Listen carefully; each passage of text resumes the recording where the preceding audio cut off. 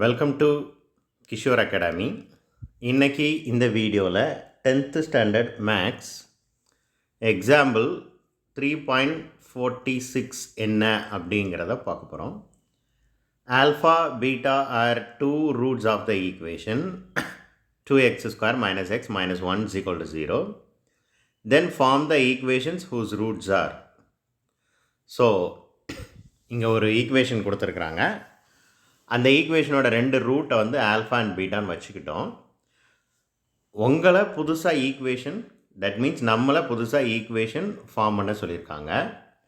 ஒருவேளை அதோட ரூட் வந்து 1/α, 1/βவாக இருந்தால் அதோட ஈக்குவேஷன் எப்படி இருக்கும் அப்படின்னு.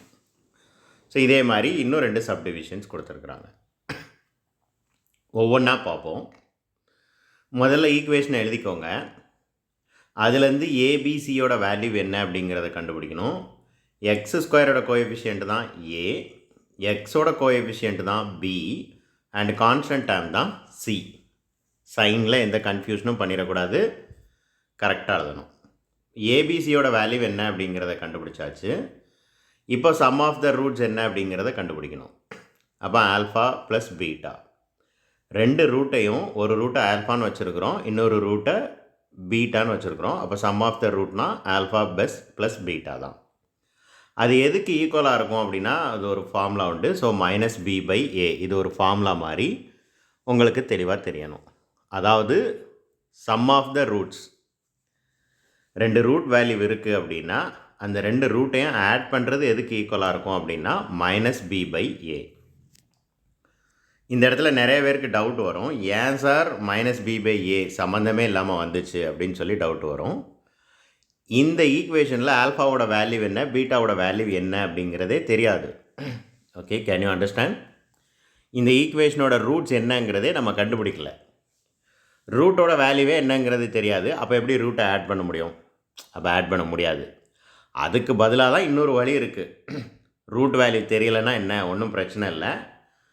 -b/a அப்படிங்கிற ஃபார்முலாவில் பியோட வேல்யூவையும் ஏயோட வேல்யூவையும் சப்ஸ்டிடியூட் பண்ணுங்கள். சப்ஸ்டிடியூட் பண்ணுனா ரெண்டு ரூட்டையும் ஆட் பண்ணால் என்ன வேல்யூ கிடைக்குமோ அதே வேல்யூ இங்கே கிடைக்கும். அதுதான், அதனால தான் -b/a, ஆல்ஃபா ப்ளஸ் பீட்டா -b/aன்னு கொடுத்துருக்குறாங்க. ஸோ இப்போ பியோட வேல்யூ வந்து -1 அண்ட் ஏயோட வேல்யூ வந்து 2. ஏற்கனவே ஃபார்முலாவில் ஒரு மைனஸ் இருக்குது. ஸோ அந்த மைனஸ் இன்ட்டு மைனஸ் என்ன ஆயிரும், ப்ளஸ் ஆயிரும். ஸோ 1/2. அதே மாதிரி இப்போ ஆல்ஃபா பீட்டானா என்ன அர்த்தம், ரெண்டு ரூட்டையும் மல்டிப்ளை பண்ணுறாங்க, ப்ராடக்ட் ஆஃப் த ரூட்ஸ். இங்கேயும் அதே தான், ரூட் வேல்யூவே என்னங்கிறது தெரியாது, அப்போ அதை ப்ராடக்ட் பண்ண முடியாது. ஆனால் சிஐ ஏயால் டிவைட் பண்ணால் ப்ராடக்ட் ஆஃப் த ரூட்ஸ் என்னங்கிறது கிடச்சிரும். அப்போ சியோட வேல்யூ என்ன, -1, ஏயோட வேல்யூ வந்து என்ன, 2. அப்போ -1/2. இப்போ ஆல்ஃபா ப்ளஸ் பீட்டா என்னன்னு கண்டுபிடிச்சாச்சு.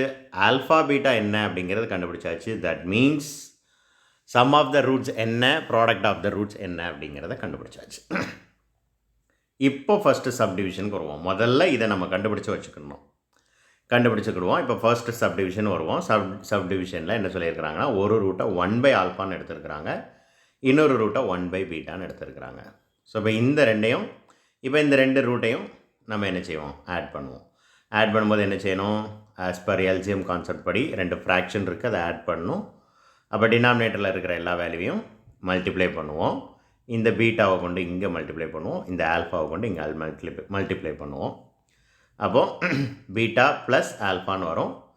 ப்ளஸ் டேர்ம் இருக்கிறதுனால ஆல்ஃபா ப்ளஸ் பீட்டான்னு எழுதலாம், ஒன்றும் பிரச்சனை இல்லை. இது ஆல்ஃபா ப்ளஸ் பீட்டான்னு எழுதினாலும் பீட்டா ப்ளஸ் ஆல்ஃபான்னு எழுதினாலும் சேம் தான், வேல்யூ சேஞ்ச் ஆகாது. ஸோ ரெண்டு ஃப்ராக்ஷனை ஆட் பண்ணால் இப்படி தான் கிடைக்கும். புரியுதா? ஓகேவா? 1/3 ப்ளஸ் 1/5ன்னு இருந்தால் 1/5ன்னு இருந்தால் என்ன செஞ்சுருப்பீங்க, டினாமினேட்டரில் இருக்கிற ரெண்டு வேல்யூவை மல்டிப்ளை பண்ணியிருப்பீங்க. 3 × 5, இந்த 5ஐ கொண்டு இங்கே மல்டிப்ளை பண்ணுவீங்க, இந்த 3ஐ கொண்டு இங்கே மல்டிப்ளை பண்ணுவீங்க. அப்போ 5 + 3ன்னு எழுதுவீங்க, ரைட்? அதை தான் இங்கே பண்ணியிருக்காங்க. ஓகே, இப்போ ஆல்ஃபா ப்ளஸ் பீட்டாவோட வேல்யூ என்னன்னு நமக்கு தெரியும். அதை தான் நம்ம ஆல்ரெடி கண்டுபிடிச்சி வச்சுருந்தோம், 1/2. ஆல்ஃபா பீட்டாவோட வேல்யூ என்னன்னு தெரியும், -1/2. அந்த ரெண்டு வேல்யூவையும் சப்ஸ்டிடியூட் பண்ணியாச்சு. 1/2வையும் கேன்சல் பண்ணால் 1 கிடைக்கும். இந்த மைனஸ் சைன் காமனாக எடுத்துக்கலாம். ஸோ -1 ஆன்சர் ஈஸியாக வந்துடுச்சு. இதே மாதிரி இப்போ ப்ராடக்ட் ஆஃப் த ரூட்ஸ் என்னங்கிறத கண்டுபிடிக்கணும். அப்போது 1/α இன்ட்டு 1/β. அப்போது நியூமரேட்டரில் இருக்கிற வேல்யூவை ஃபுல்லாக மல்டிப்ளை பண்ணணும். ஒன்னே மல்டிப்ளை பண்ணால் 1. டினாமினேட்டரில் இருக்கிற வேல்யூவை மல்டிப்ளை பண்ணால் alpha into beta, alpha beta. இப்போ நியூமரேட்டரில் இருக்கிற வேல்யூ அப்படியே இருக்கட்டும். ஆல்ஃபா பீட்டாவோட வேல்யூ என்னங்கிறது நமக்கு தெரியும். -1/2, ரைட்? அதை எடுத்து நம்ம சப்ஸ்டிடியூட் பண்ண போகிறோம்.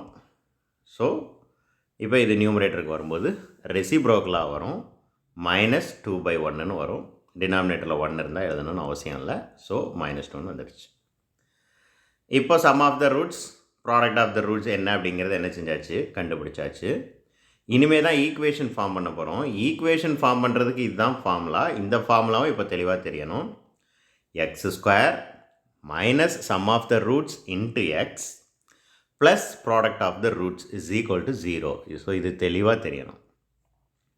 x² அப்படியே எழுதிக்கோங்க. ஃபார்முலாவில் இருக்கிற மைனஸ் அப்படியே எழுதிக்கோங்க. சம் ஆஃப் த ரூட்ஸ் என்ன அப்படிங்கிறது இப்போ தான் கண்டுபிடிச்சோம். -1. அப்போ அந்த -1 நம்ம என்ன செய்யணும், சப்ஸ்டிடியூட் பண்ணணும். -1 இன்ட்டு இந்த எக்ஸ் அப்படியே இருக்குது, சப்ஸ்டிடியூட் பண்ணியாச்சு.